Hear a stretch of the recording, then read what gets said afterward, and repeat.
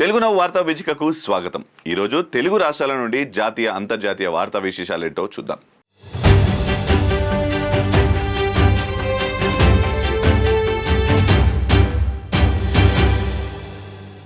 కాళేశ్వరం ప్రాజెక్టుపై విచారణ వేగంగా కదులుతోంది. ఈ మేరకు జస్టిస్ పిసి ఘోష్ కమిషనర్ను రద్దు చేయాలని కోరుతూ మాజీ ముఖ్యమంత్రి కేసీఆర్, మాజీ మంత్రి హరీష్ రావు దాఖలు చేసిన పిటిషన్లపై హైకోర్టు విచారణ జరిపింది. కాగా కేసీఆర్, హరీష్ రావులు కోర్టుకు సమర్పించిన నివేదిక కాపీలు సరిగ్గా కనిపించడం లేదని, స్పష్టంగా కనిపించేలా ఉన్న కాపీలు సమర్పిస్తే తదుపరి విచారణ చేపడతామని సీజే స్పష్టం చేశారు. అలాగే కాళేశ్వరం రిపోర్టుపై విచారణ ఆగస్టు 22కి వాయిదా వేసింది కోర్టు.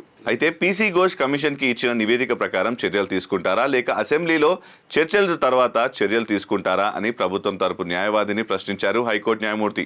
దానికి సమాధానం లేదని, రేపటి వరకు సమయం కావాలని ప్రభుత్వం తరపు న్యాయవాది కోరిన నేపథ్యంలో అందుకు అంగీకరించి విచారణ రేపటికి వాయిదా వేశారు high court chief justice Aparesh Kumar Singh.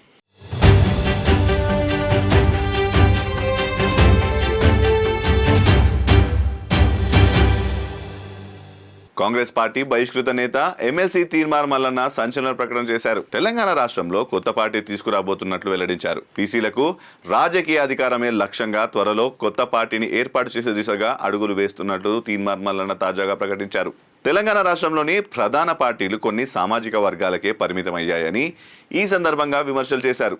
బీసీల ఆత్మగౌరవాన్ని నిలబెట్టడానికే ఈ నిర్ణయం తీసుకున్నట్లు స్పష్టం చేశారు.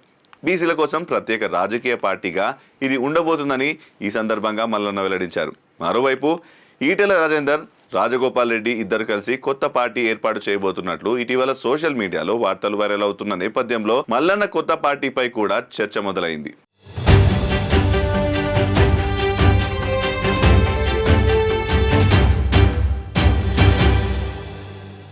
సుప్రీంకోర్టు ఆదేశాల నేపథ్యంలో తెలంగాణలోని 10 మంది ఎమ్మెల్యేలకు నోటీసులు జారీ చేయాలని రాష్ట్ర అసెంబ్లీ స్పీకర్ నిర్ణయం తీసుకున్నట్లు సమాచారం. న్యాయ సలహా తీసుకున్న అనంతరం ఆయన ఈ కీలక నిర్ణయం తీసుకున్నట్లు తెలుస్తోంది. బీఆర్ఎస్ కు చెందిన 10 మంది ఎమ్మెల్యేలు కాంగ్రెస్ పార్టీలో చేరారని, వారిపై భారత రాజ్యాంగంలోని ఫిరాయింపు నిరోధక చట్టం 10వ షెడ్యూల్ ప్రకారం అనర్హులుగా ప్రకటించాలని, దాఖలైన కేసులో 3 నెలల్లో స్పీకర్ నిర్ణయం తీసుకోవాలని గత నెల 25న సుప్రీంకోర్టు తీర్పు వెలువరించింది.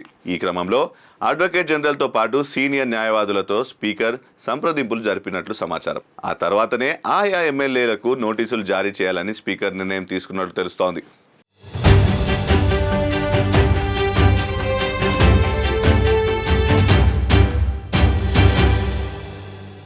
హైదరాబాద్లోని మియాపూర్ ప్రాంతంలో దారుణం చోటు చేసుకుంది. ఒకే కుటుంబానికి చెందిన 5గురు అనుమానాస్పద స్థితిలో మృతి చెందడం కలకలం రేపింది.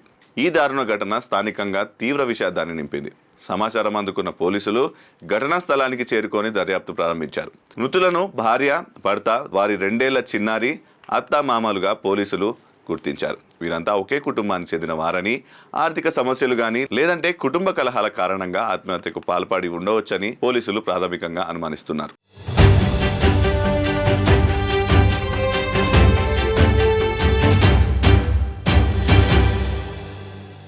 రాష్ట్ర వ్యాప్తంగా పలువురు ప్రభుత్వ న్యాయవాదులపై ప్రభుత్వం సంచలన నిర్ణయం తీసుకుంది. నిబంధనలను ఉల్లంఘించినందుకు ఏకంగా 17 మంది పబ్లిక్ ప్రాసిక్యూటర్లు, అసిస్టెంట్ పబ్లిక్ ప్రాసిక్యూటర్లను తొలగించింది. ఇందులో 2 పీపీలు, 15 మంది ఏపీపీలు ఉన్నారు. అయితే ఈ కఠిన నిర్ణయం న్యాయ వ్యవస్థలోనూ న్యాయవాదుల వర్గంలోనూ తీవ్ర చర్చనీయాంశంగా మారింది. కాగా ప్రాసిక్యూషన్స్ డైరెక్టర్ సిఫార్సుల మేరకు ఈ తొలగింపుల నిర్ణయం తీసుకున్నట్లు తెలుస్తోంది. ఈ చర్యలో భాగంగా పలు జిల్లాల్లోని ప్రముఖ న్యాయవాదులు తమ పదవులను కోల్పోయారు. కాగా ఈ నిర్ణయం ద్వారా ప్రభుత్వం న్యాయ వ్యవస్థలో జవాబుదారీతనాన్ని పెంచడానికి ప్రయత్నిస్తోందని స్పష్టమవుతోంది. అలాగే భవిష్యత్తులో ఈ తరహా చర్యలు కొనసాగే అవకాశం ఉందని కూడా నిపుణులు భావిస్తున్నారు.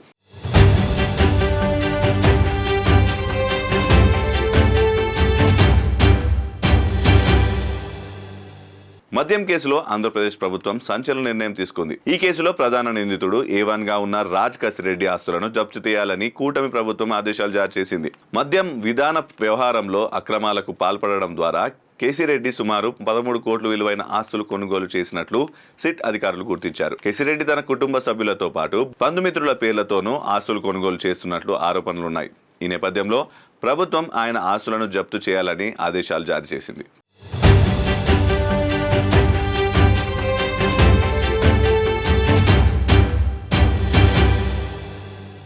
కేంద్ర ప్రభుత్వం పార్లమెంట్లో ప్రవేశపెట్టిన కొత్త బిల్లు జాతీయ రాజకీయాల్లో తీవ్ర దుమారం రేపుతోంది.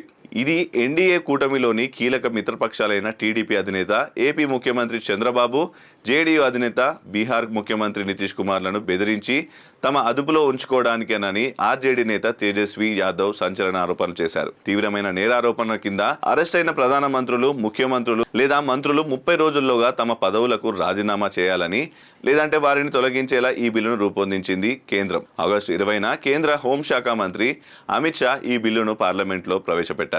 కాగా ఈ బిల్లు వెనుక పెద్ద కుట్ర దాగి ఉందని తేజస్వి యాదవ్ ఆరోపించారు. ఇప్పటికే జార్ఖండ్ మాజీ సీఎం హేమంత్ సోరెన్, ఢిల్లీ సీఎం అరవింద్ కేజ్రీవాల్లను జైలుకు పంపారని గుర్తు చేశారు.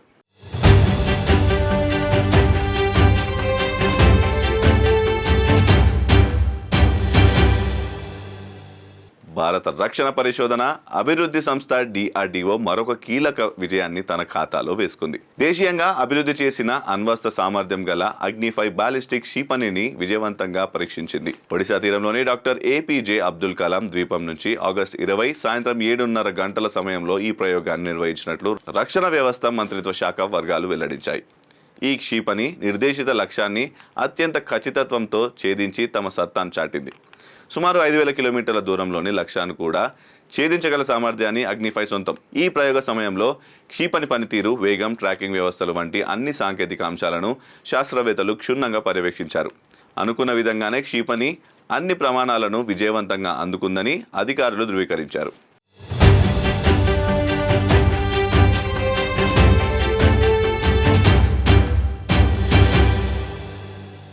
అసోం రాష్ట్ర ప్రభుత్వ తీరుపై గౌహతి హైకోర్టు ఆశ్చర్యం వ్యక్తం చేసింది. సిమెంట్ ఫ్యాక్టరీ కోసం అదానీ గ్రూప్నకు 1860 ఎకరాల భూమిని అప్పగించాలని నిర్ణయించిన బీజేపీ సర్కారు తీరుతో షాక్కి గురైంది. 14,000 గిరిజన కుటుంబాలను తరలించి ఇంత భారీ మొత్తంలో భూమిని అప్పగించడంపై కోర్టులో జరిగిన విచారణపై హైకోర్టు జడ్జి జస్టిస్ సంజరు కుమార్ మేది అవాక్కయ్యారు. ఇదేమైనా జోకా?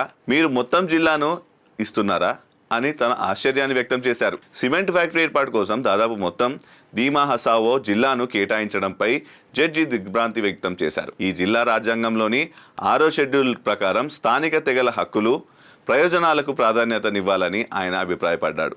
అదానీ గ్రూప్నకు కేటాయించిన భూమి ఉమ్రాంగ్సోలో ఉండగా ఇది వేడి నీటి బుడగలు, వలస పక్షులు, వన్యప్రాణులకు ప్రసిద్ధి చెందిందని, ఇలాంటి ప్రాంతంలో ఇంత మొత్తంలో భూమిని ఒక కంపెనీ కోసం కట్టబెట్టడాన్ని తప్పుబట్టారు. సిమెంట్ ఫ్యాక్టరీ కోసం జరిపిన భూ కేటాయింపు విధానానికి సంబంధించిన పత్రాలు సమర్పించాలని నార్త్ కాచర్ హిల్స్ అటానమస్ కౌన్సిల్ని హైకోర్టు జడ్జి ఆదేశించారు.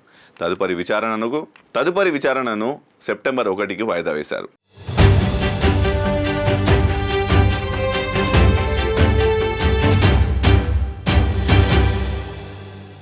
భారతదేశపు మొట్టమొదటి ఆన్ ట్రాక్ సోలార్ ప్యానెల్ వ్యవస్థ వారణాసిలో ప్రారంభించారు. బనారస్ లోకోమోటివ్ వర్క్స్ దేశంలోనే మొట్టమొదటి 70 మీటర్ల రిమూవబుల్ సోలార్ ప్యానెళ్లను రైళ్ల పట్టాల మధ్య ప్రారంభించింది. ఈ ప్రాజెక్టులో 15 kWp శక్తిని ఉత్పత్తి చేసే 28 ప్యానెళ్లు ఉన్నాయి. వర్క్షాప్ లైన్ 19 వెంట అమర్చిన ఈ సెటప్ రైలు కార్యకలాపాలకు అంతరాయం కలిగించకుండా సోలార్ ఇన్ఫ్రాస్ట్రక్చర్ను స్థాపించడానికి, తొలగించడానికి రూపొందించిన మొట్టమొదటి స్వదేశీ ప్రక్రియగా నిలిచింది. ఈ సోలార్ ప్యానెళ్లను కావాలనుకున్నప్పుడు తొలగించవచ్చు, నిరంతరాయంగా ట్రాక్ నిర్వహణను కొనసాగించవచ్చు. ఇక భారతీయ రైల్వేకు 1.2 లక్షల కిలోమీటర్ల ట్రాక్లను ఉండడం వల్ల సంవత్సరానికి కిలోమీటర్కు 3,50,000 యూనిట్ల వరకు రెన్యూవబుల్ ఎనర్జీని ఉత్పత్తి చేయవచ్చని అంటున్నారు.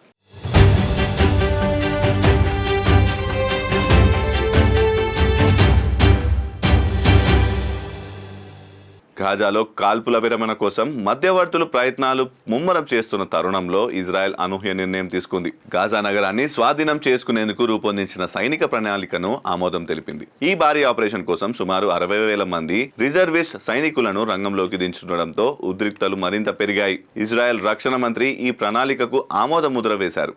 గిడియన్స్ చారియట్స్ పేరుతో చేపట్టనున్న ఈ ఆపరేషన్ లక్ష్యం గాజా నగరాన్ని చుట్టుముట్టి హమాస్ను నిర్మూలించడం, బందీలను విడిపించడం, పూర్తి భద్రతా నియంత్రణను స్థాపించడం అని తెలుస్తోంది. గాజాలోని హమాస్ స్థావరాలను వీలైనంత త్వరగా ఓడించి నగరాన్ని అదుపులోకి తీసుకునేందుకు కాల పరిమితిని తగ్గించాలని ప్రధాని బెంజమిన్ నెతన్యాహు ఆదేశించినట్లు ఆయన కార్యాలయం వెల్లడించిన నేపథ్యంలో ఈ నిర్ణయం తీసుకున్నట్లు తెలుస్తోంది.